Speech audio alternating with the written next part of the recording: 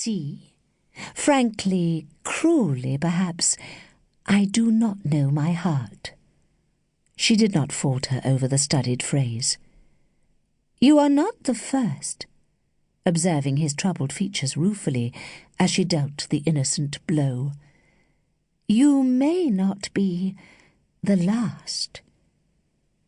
It left her lips a little labouredly, despite its apparent levity, but he was too much absorbed to notice fine shades of accent, and she went on. "I am not so charming as you think me, but that's a foregone conclusion. Shall I say, not so charming as I seem?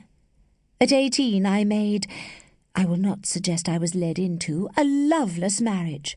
It was a failure, of course. I do not want to make another. I shrink from helping, shall we say, you to a similar mistake. You must pardon me if I admit I do look upon you as young. For years, you know, are deceptive things, even with women." His boyish face expressed annoyance. "Ah, I meant you to smile, and you are frowning. I should not be outraged if anyone offered me the indignity you resent so foolishly, but then I am not, fortunately or unfortunately, so young as you. Come, be reasonable," she urged, with a singular sweetness of persuasion. "If I do not know my mind, is it so strange in me to suppose that yours may change? Again, forgive me if I anticipate you. I have been glib enough with nevers and forevers in my day, but I shun them. I listen to them with more caution now. Never, forever," she repeated, and mused for a moment over the words. "I sometimes imagine one is only safe in speaking them on the threshold of another life than this. It is a fancy of mine we should not use them now. Please humour it."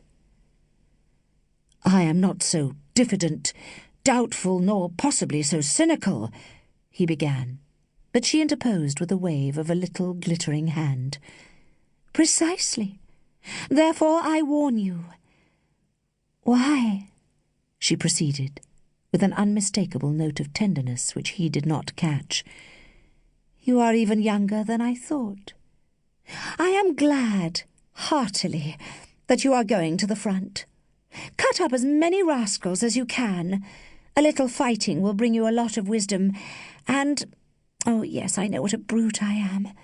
You want it badly. Come back in a year with your VC, or without it.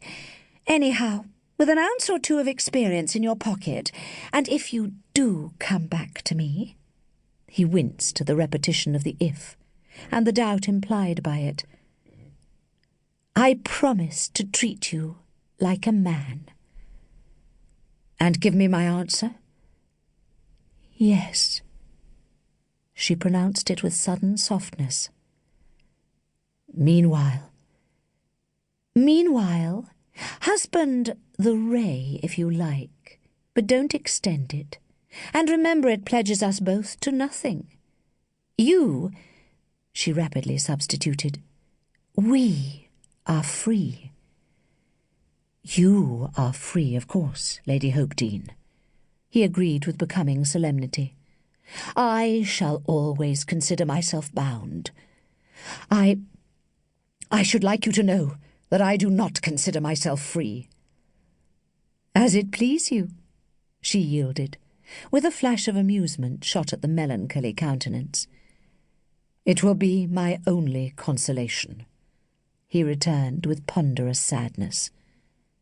"So be it, then. I mustn't rob you of that. But remember, if the occasion calls, that I acquit you absolutely from reappearance at this bar." A slight break in her voice reminded her that the time had come for his dismissal, and she proceeded promptly, "Now we must say good-bye." "Only au revoir." "You are very literal. I like the old phrase best." She rose and took his hand, holding it longer than usual, and he looked down at her perturbedly. "Am I to have only a frown to keep?"